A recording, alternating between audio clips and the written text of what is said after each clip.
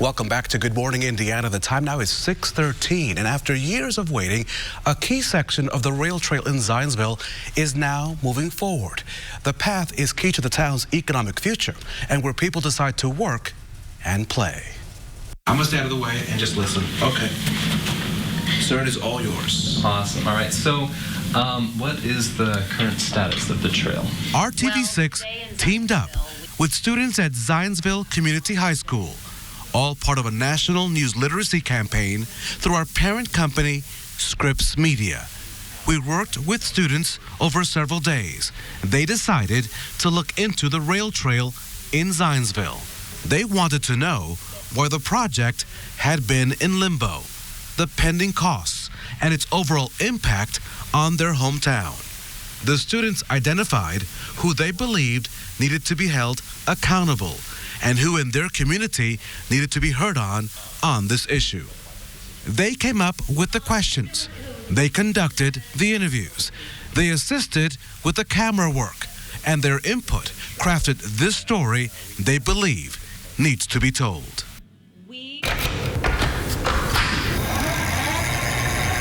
Leanne McKay runs the E-Boom Bike Shop in Whitestown. I've been an avid bike rider all my life. In Zionsville, Will Pitts is a high school cross-country runner. Most runners will tell you if you can run longer in one direction at any point in time, it'll be great for anybody. Will and Leanne use the rail trail, but the popular path meant to connect their towns is not complete. With all this development going in and all the traffic coming in, it's so important to keep focused on getting that last part connected. It really is. Over the years, there's been a lot of talk about the future of the rail trail. The expectation is that it will allow people to bike or run without any interruptions between Zionsville and Whitestown. But we wanted to know what's taken so long to get that done. It's been like a promise in Zionsville that they're going to expand our rail trail from downtown Zionsville all the way out to Whitestown. And beyond. And it just hasn't happened yet. As part of the Scripps News Literacy campaign, 3 fellow Zionsville Community High School students and I began to investigate the cause of the delay. Strong communities have strong economies. We went to those in the know, the mayor and the president of the Board of Parks and Recreation, asking for accountability. We learned lack of money has been an issue until now. It's in sight. It's in sight. It's not there quite yet, but we have the funding and the budget to move forward. The growth in the use of the trail is phenomenal. The rail trail is currently about 4 miles and will be increased by 2 miles when connected to Whitestown and extended southward to Zionsville Road. Zionsville expects the extensions to the north and the south will cost over $4 million. Under the current plan, the funding includes a bond up to $2.5 million and a state grant worth $1.8 million. Zionsville won't hear about the grant until the end of March. The goal is to get the trail completed by the end of 2021 at the earliest and fully ready by 2022. You're killing me. 2022. No. This is the first that Leanne heard of the new timeline. A lot of the cyclists that come in here, they say, I worry about riding on the road, so I don't ride my bike. We believe in the trail, we believe in its growth, and also the opportunities for all of us to ride on it.